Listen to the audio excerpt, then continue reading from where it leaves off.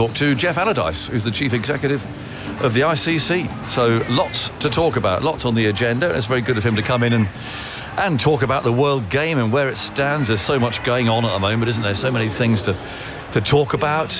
Test cricket, I suppose, predominantly, given that this is the final of the World Test Championship, but lots of other things knocking around as ever within the world of cricket. It's always the case, and it's sort of an endless diet of news and I suppose frustrations and celebrations and everything else that goes with it. Jeff, thanks for coming in. Lovely to see you. Jonathan, thank you for having me. No, of course, it's a pleasure. Look, the sun's out. You've got a really good crowd. It's not quite full, I don't think, but it's a really, really good crowd. Competitive cricket. I mean, that's. I was saying on commentary, and anyone who thinks that the players turning up, one team's a bit exhausted from the IPL, the other's got an eye on the Ashes, But actually, that was a really competitive morning. Yeah, really good first session, wasn't it? It's grey, a bit overcast to start with, and then toss up whether you bat when you're in the toss, because it's obviously going to flatten out, or whether there's enough of an advantage there. So that last wicket, I think, just evens it up a little bit. Yeah. But, it's good to be back in the rhythm of summer, isn't it? Well, absolutely it is. And the number of people watching, I mean, I mentioned the crowd, and it's over 3/4 full, definithave today. I think the tickets are all sold, actually, aren't they? Perhaps some people miss flights or something. But in terms of television audience, people have been saying it's the most watched Test match ever. I mean, is that a bit of hyperbole, or is that that right? No, I mean, if the feedback we get is anything to go by, the interest in India in particular for this match and the concept of the Test Championship final is really strong. And we had the first edition of it in Southampton 2 years ago. It seems like an eternity ago. It does actually. In the bubbles. But you remember that match. It was New Zealand and India going hammer and tongs for 4 days. A few rain interruptions, but fantastic Test cricket. Yeah. And as far as the players go, I mean, they value this, this concept and the final and winning the World Test Championship highly. And I think that comes through in this contest and the lead up to it. So. I think seeing the Oval presented the way it is, and the sun's out, and you've got the two best Test cricket teams over the last 2 years competing for, pretty much a winner takes all. Yeah, it is quite complicated, isn't it? I mean, I'm not a mathematician, so therefore I'm coming from a pretty low bar, to be honest. So all I do is just look at the table and the figures to the right. I kind of, okay, that's all right, so-and-so percentage. But I mean, is there any way of making it simpler or not? I mean, happy with the way that it is? Well, I think it's, Test cricket is different in so many countries, and you've got the strength of the Ashes in England and in Australia, and one of the things in designing the World Test Championship was to make sure that those series and as many Test matches as possible are going to be part of the World Test Championship. But it's inevitable that you're going to see an Ashes played over 5 Test matches, and some of the other opponents are going to play each other over 2 or 3 Test matches. So. Yes. In trying to design it and be able to include all of those series and all the matches in those series as part of the World Test Championship, I think it isn't a perfectly symmetrical league stage or competition, but I think in terms of the interest that it's provided, I mean, if you look at the impact it had on New Zealand, in the first cycle, and they took the mace on a tour of the country straight afterwards, and in terms of consolidating the importance of Test cricket in that country, I think it was a big step forward. And then, if you remember, back in March, I know Australia and India were playing in Ahmedabad, and New Zealand and Sri Lanka were playing. I think it was in Christchurch, and if Sri Lanka won the match, they had the chance to keep India out of the final, and everyone had their eyes on what was happening in New Zealand while watching a Test match in India. So that context that it's brought to Test cricket around the world, I think, has been really positive. If you look at this cycle, going into those last few weeks, Sri Lanka could have made the final, South Africa could have made the final.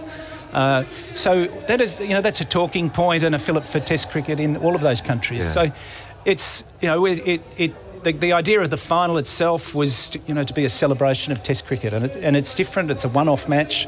There's a prize at the end of it.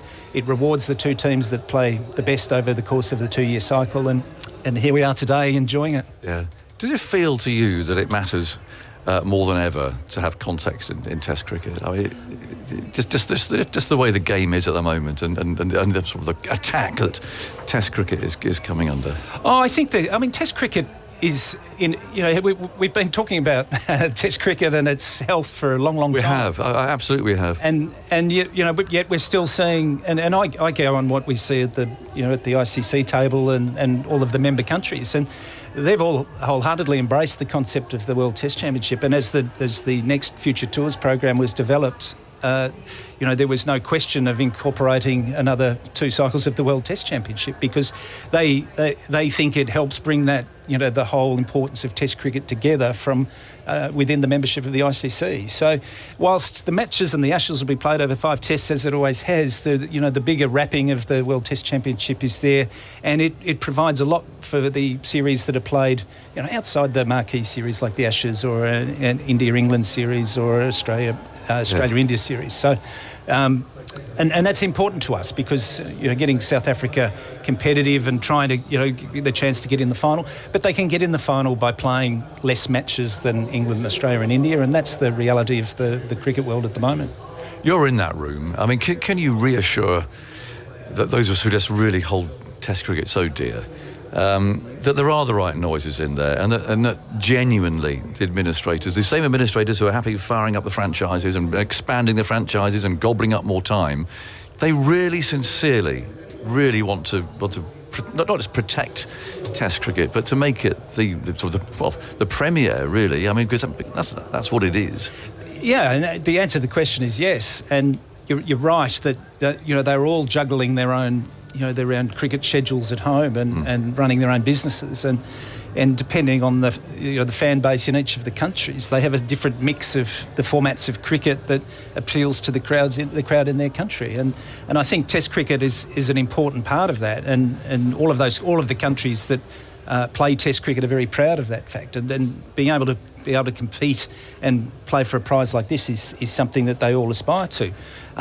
Yes, the game is evolving, and like you say, there are leagues popping up, and national cricket versus league cricket and franchise cricket is something that they're all going through, and all the circumstances are slightly different. So we follow from a distance the various discussions that are going on within England around the structure of domestic cricket and international cricket, and how many Test matches, and how what's happening with the players. And yes, the game is evolving, and the strength of the game, and you can see today from the crowd. I mean, the strength of the game in India is really the backbone of the game, international game, and the economy of the game at the moment. Yeah.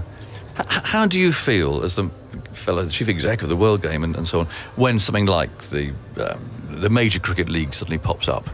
Now, are you pleased that it's there and that it's going to be hosted in America? It's an area that the game's trying to break into for years. Or do you think, not another one? This is just going to put even more strain on something that's already very difficult to manage? Yeah, I think one of the things that we have, we have an oversight of these leagues, and certainly in associate member countries, we have a role in sanctioning those leagues. And I think the main thing that we look for, I think the emergence of domestic leagues and high-quality domestic leagues has been good for the game, because it allows more people to experience cricket than ever before. If you look at a schedule that's based primarily around international cricket, the international team can be in one city on one day, and then 3 days later they can play in another city at another venue, whilst every other venue in the country sits dormant. So while domestic leagues are going on, you can play a lot more frequently, you can use venues more often, and you can provide entertainment to a lot more cricket fans within a country and around the world through that structure than you could if you're just relying on the highest profile international teams to do that. But it is a balance, and it is evolving at a rate. You mentioned Major League Cricket in the US. I mean, they've got some very serious franchises who've got ambition in that marketplace, and it's a very substantial cricket marketplace already, even though as a sport we've barely touched the surface with promoting the game in that territory. Yeah. So, they see the opportunity. From the last 18 months or so, conversations we've had about cricket in the US, the awareness of our sport and the power it has around the world is something that's growing on and growing on people in the US market. It just seems an easy thing to set up. Another T20 franchise tournament, off we go. TV rights will flog those. They'll go nicely, because some parts of the world will watch anything, it seems. It's on the telly.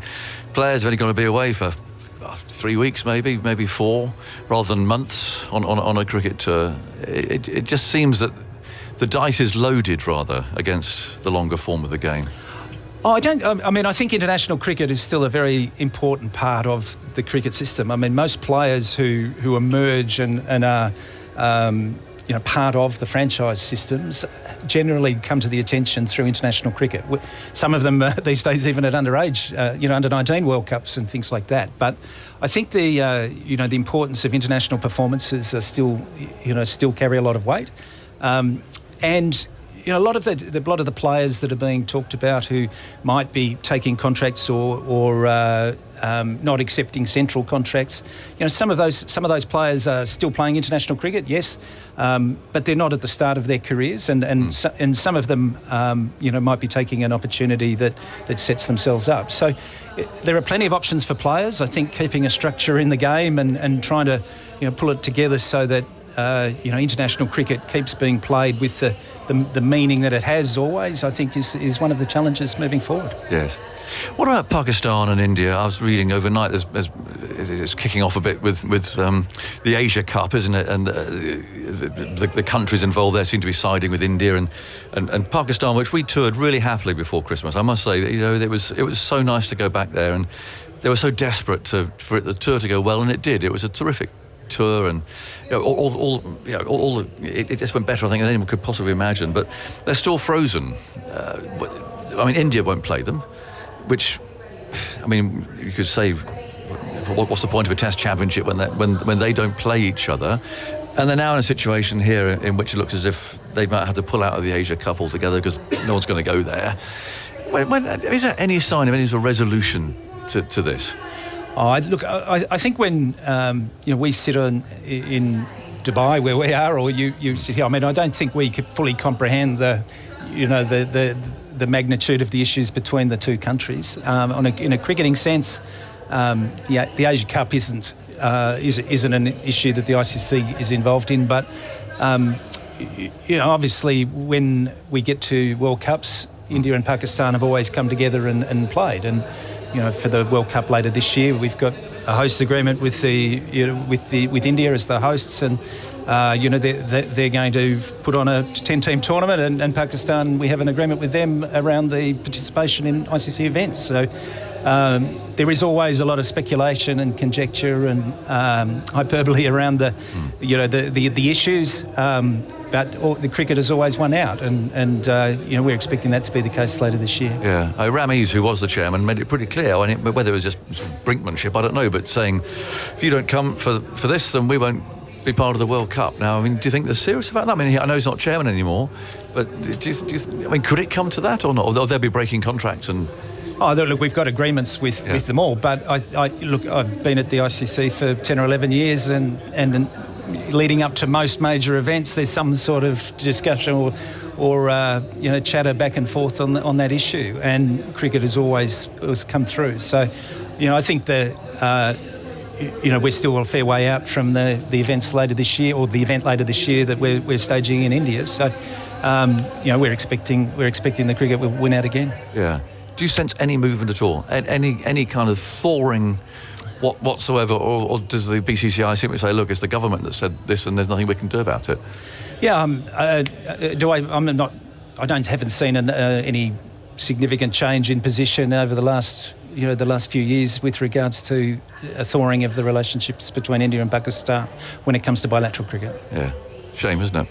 Well, yeah, I was lucky enough to be at the MCG in I think it was October last year, and the two teams played in front of 90,000 people, and a 2020 match went down to the last ball, and it was one of the great sporting events I've been to. So, I think those two countries playing against each other is a great advertisement for cricket. Yeah. You mentioned the World Cup, Jeff. I'm still looking to book my tickets. I don't know when to go or where to go. And it's only 4 months away. The football equivalent, I'm told by a reliable source sitting behind me, with more than a year to go till the tournament, knew who was playing where and what time the kickoffs were.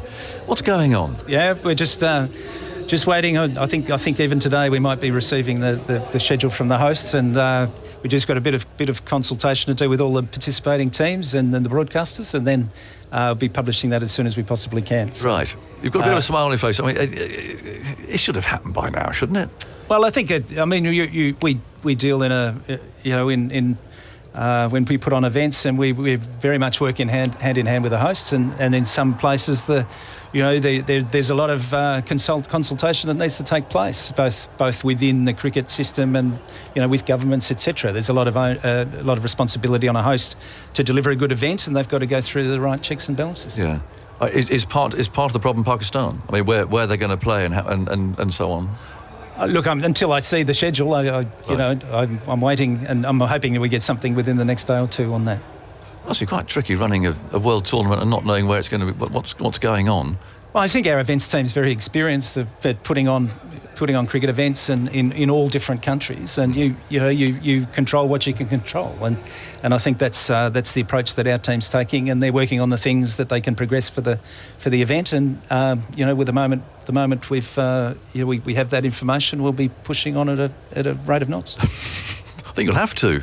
There's a bit to do. I've been given these charts here. I'm talking to Jeff Allardyce, by the way. He's Chief Executive of the ICC. It's very good of him to come in. You'll recognise these figures. It's the funding. It's the share out of the pot. And there's one number there that sticks out extraordinarily, and it's the number alongside the wealthiest country in cricketing terms, whose share is going to be $231 million. That's $191 million more than the next one, which happens to be England. So that's $231 million going to India. England second, 41 million, and down we go to the likes of Zimbabwe, 17 million. In other words, 2%. India's getting 38% of the share. The next, England gets 6%. Now, how can that work? Look, I think the distribution model of any surplus that the ICC makes, first of all, is a matter for the ICC board to decide, and they haven't made a decision yet. In terms of giving a starting point for discussion, one of the things they've tried to do is recognise the contribution of all of the members to the ICC, and I think that there needs to be some sort of recognition of relative contribution, because India contributes around about 90% of the revenues to the ICC, and they also contribute a lot to international cricket with their touring of other countries and the number of fixtures they play. So, and the other thing from our point of view is that when we go and try and commercialise our events in different territories around the world, we want to work in conjunction with our members or hand in hand with our members. So if we do well in a particular territory, then the host, the country, the member of the ICC should also do well. And in terms of should India get a larger share of any surplus the ICC makes? Absolutely. Okay, but they still won't play Pakistan, and they're getting $231 million, and this tournament, for instance, is not played with all the member countries. But in terms of the event, the events that we put on, the World Cups and in the Test Championship final and things like that, is where the ICC generates its revenue from, and all those countries sign an agreement to participate in those events. So that's the reality of the cricket economy at the moment, and I think in terms of the contributions of different territories, we're selling our media rights territory by territory for the first time in the next cycle, from 24 to 27 or 31 in some cases, and we've got some terrific media rights partners, but the Indian market is very strong on cricket at the moment. Yeah, I'm looking at Ireland, who of course we played last week. They're in a bit of a mess at home. They're desperate to get first-class cricket going. They want to stage international cricket and so on, but they can't get any grounds together, really, of suitable standard. And they're getting 3% of the share. And I'm just picking on Ireland because we happened to talk to them last week, and you'd have seen the comments about it not being a pinnacle moment to play England at Lord's in a Test match, which was rather sad, to be honest. But, I mean, isn't there a way that countries like Ireland gets 3%, Afghanistan less than 3%, Zimbabwe less than 3%. I mean, we're trying to encourage cricket and trying to encourage more and more Test cricket to be played, and yet countries like that, when you look at the way it's shared out, how are they going to really progress with that? Well, I think that you're focusing on the column with the percentages, not the actual dollars that drive the game. And if you're looking at an island getting 2 or 3 or more times the amount of money they're getting at the moment, then it's how they deploy that money. I mean, it's a good problem to have. So Ireland will be happy with their $18 million, as it were, compared when they see India getting 231. Oh well, you'd have to ask Ireland, whether they're happy with that. But if I went to you and said I'm going to double or triple your salary, you're going to be pretty happy, regardless of whether your percentage of the salary bill has gone down or whether it's gone up. But do you think that's enough for countries like Ireland to make a difference? I think the point is that it costs different amounts of money to run the games within certain countries. So if you're in India and you've got a population of 1.4 billion people and 53 stadiums to maintain and hundreds and thousands of districts where cricket is played, then it's going to cost more to run the game than if you're in a smaller country with a smaller population and a fewer participants. So I don't think there needs to be some sort of graduation in the way the money's distributed, but also members obviously have to try and drive their own commercial programs as well, and use the cricket that they stage, whether that's a balance of international cricket or domestic leagues, to be able to drive their revenues in addition to what the ICC gives them. Yeah. What is the future of Test cricket for countries like Ireland, do you think? I mean, really? I think I've worked out they're playing 3 more tests before January 25. They haven't got they're hoping to get first-class cricket again next year. But is it realistic for countries like that to play Test cricket, do you think? Well, I think that's it's an option for them in terms of how you structure your calendar and your business model. And if your fans are going to be better connected to white ball cricket, then you're probably going to play more white ball cricket. If they're going to come to Test matches, then you probably play more Test matches.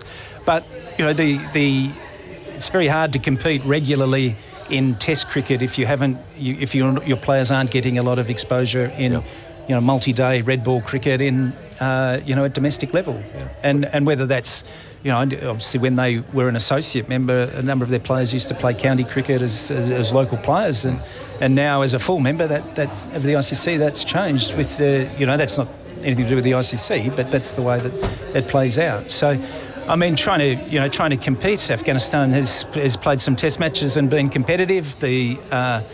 Zimbabwe's been playing a bit more Test cricket as well and being competitive. So, without regular cricket, you're not going to be able to compete. But it is a question of what's the right amount and what are your aspirations for that format. Yeah. But at the moment, we've got 3 international formats, and Ireland's heading to a qualifier in Zimbabwe in a couple of weeks, trying to get one of the last 2 spots in the World Cup in India. Yeah.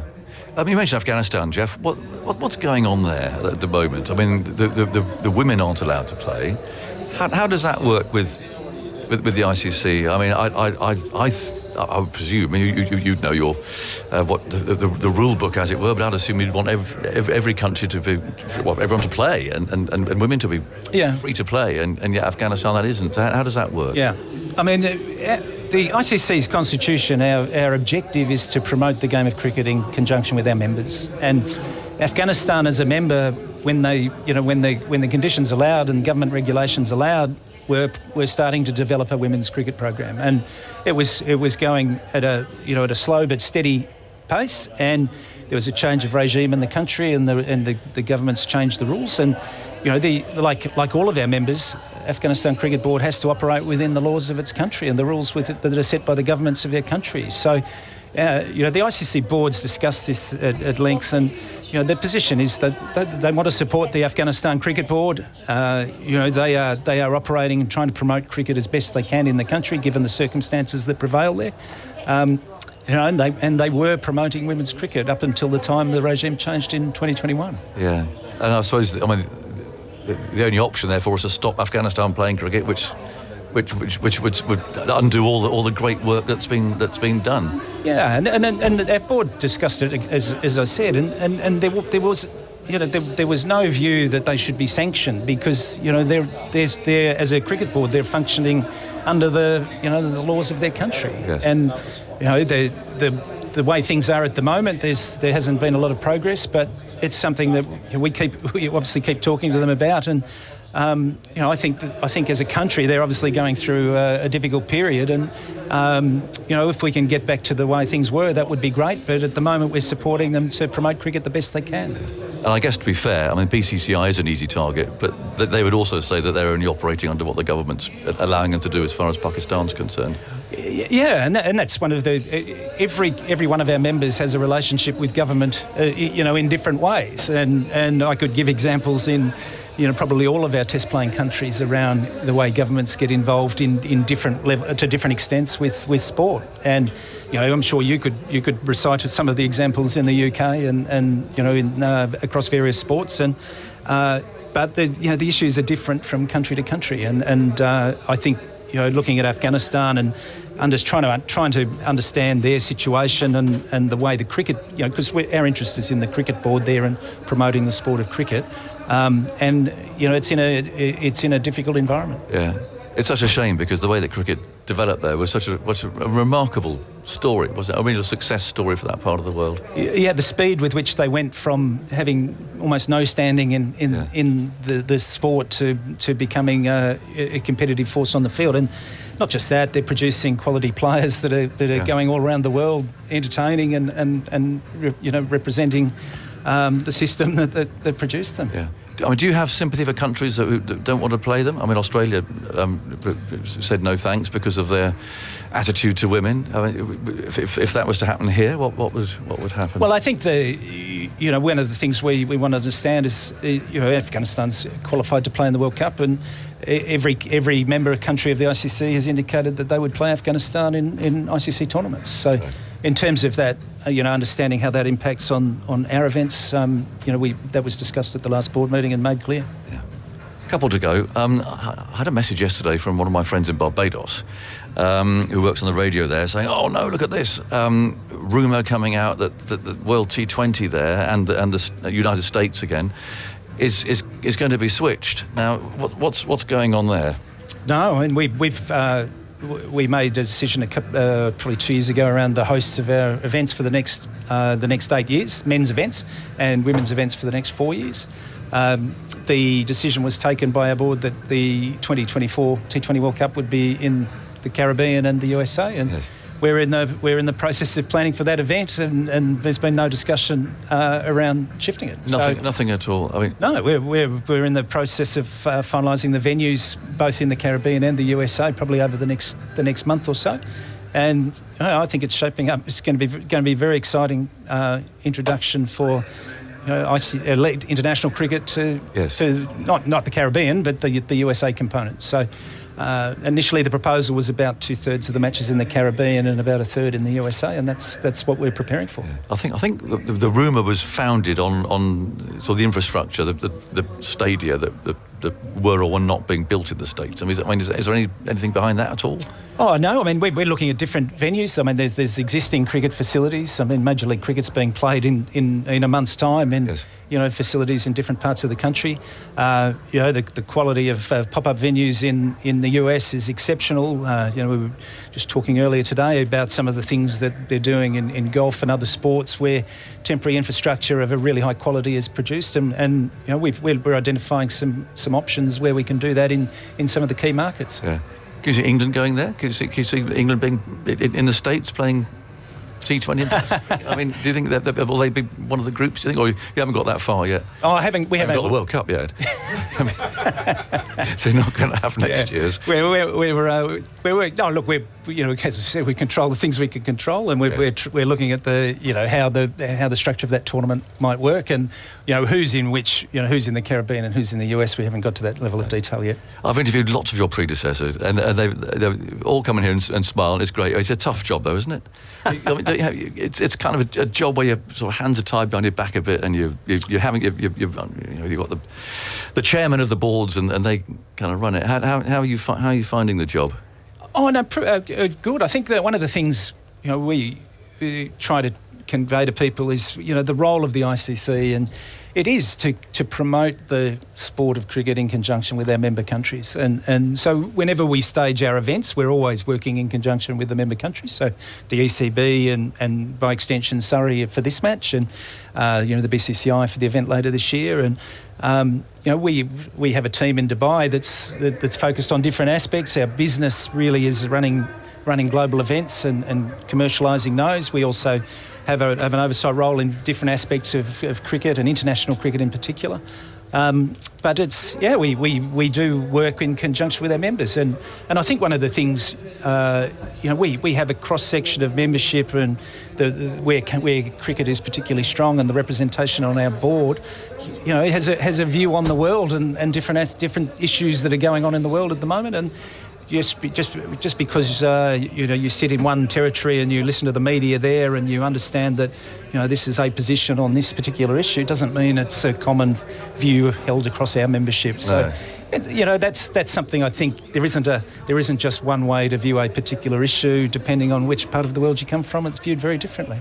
Do you need two 50 overs global tournaments? Well, I think if you look at and you've been to ICC World Cups before, the 50 over World Cup, it's one of the great celebrations of the game, and over 6 or 7 weeks, the tournament here in 2019, brilliant. 2015, it does bring everyone together. And if the 50 over game does test players in a way, you can build big scores, you can bowl 10 over spells and turn matches. So I think we often talk about the 50 over game, and when we leave India in November, I'm sure we'll be celebrating what a great World Cup it was. Yeah. But do you need the Champions Trophy as well? I mean, that would free up some space for a start. Well, I think one of the things, with the Champions Trophy and the positioning of the Champions Trophy, does it provide an interim focus? I mean, the 50 over World Cup has a history of 1975, and it's one thing that cricket loves its history, and certainly in that event has a really rich history. And the Champions Trophy is something that again gives the team something to focus on in the 50 over game in between the 4 yearly World Cups. Yeah. Well, actually, 1973 was the first World Cup final. True. So I mean, and the growth in the women's sport has been phenomenal, hasn't it? Yeah, that's right. 50th anniversary coming up later this month. I think 20th of June. I think 21st of June. And in terms of the women's game, I think it's been an exciting ride. I mean, probably the last 2016 we had a joint tournament in India where West Indies won the men and the women's T20 World Cup, and then we had that fantastic final at Lords where England pipped India in the women's World Cup. And since then we've separated the events and we've run standalone women's events, and every one of them has been successful. And I look, the most recent one being in South Africa earlier this year with the home team making the final and acquitting themselves extremely well. And from all reports, the interest in cricket amongst girls in that country has gone through the roof since that tournament. And so, but we're looking at it, and we've put on more events. We're expanding the number of teams in the events. The number of teams trying to qualify to get into those events is growing as well. So I think overall our membership, not just the test playing countries, but also the associate members are focusing on the development of the women's game. And I think we're finding it's getting into a good place. So in terms of the quality of cricket at our events and the depth of performance amongst the teams there, we've been seeing improvement year on year. Is it making money? Well, I think I think one of the most recent announcements around women's cricket was the Women's Premier League in India, yes. and some of the numbers that were generated amongst media rights and the team, the franchises acquiring teams, put it in the top echelon of women's sporting leagues anywhere in the world. So, in terms of the interest in the game is huge, and we're still fairly early in on the curve with the development of the events and the women's cricket program, and giving a consistent calendar year on year. So the signs are positive, and but at the moment, we're still building a really strong base. Yeah. Just the last one, Jeff. I mean, I'll probably interview you again in 4 years' time, I guess, or whatever it may be when you come here. It'd be nice if I was still here in 4 years' time. I hope I do. Where do you think the game will be then? Because, I mean, my predecessor, Chris Martin-Jenkins, was writing about his worries about Test cricket. decades ago, because he really cared about it and he believed it, that there was a problem. I think time moves on, and I mean, I feel now that I could say that I really do feel concerned about the future of Test cricket. It just seems that there's so much going on around it, and it's under so much pressure. Where do you think we're going to be when I was next sitting with you in 4 years' time? Do you think will there be anything done that's going to take some of that pressure off? Do you think Test cricket will still be thriving? I mean, amongst everybody, not just England, Australia, and India. Yes, I do. Because I've been working in cricket for a long time as well, and those discussions and those concerns have been there for that period, that same period. But if you look at attendances and you look at viewership, and even in the key markets, there's the Test cricket has held up in remarkably good health, and I think you'll see over the next 5. Now that if you play an Ashes every year, which we're not going to, but that's going to celebrate one of the iconic sporting contests in between Australia and England, but I think you're also seeing really strong support for Test cricket in India, and ultimately, when the players value the format, they value the World Test Championship, and they value winning this final here over the next few days, that is going to hold Test cricket in good stead. And the fans want to see the star players, and while the stars want to play Test cricket, we're in good shape. The game is evolving, the calendar is changing, yes. But I think Test cricket is in a reasonable place, and I think if we were here in 4 years' time, we'll still be talking about a great first session and how the game's going to unfold over the next few days. Well, I hope we are. Jeff, thanks for coming. I really appreciate it. If you see any dates for the World Cup, there'll be... You'll be the first to know. Well, I don't think I'll be first to know, but it'd be lovely to be on the list. But good luck with that, and thank you very much for coming in. Thanks I really hope this game goes well, because that was a really good first session. Sun shining. That's Jeff Allardyce, who's the Chief Executive of ICC.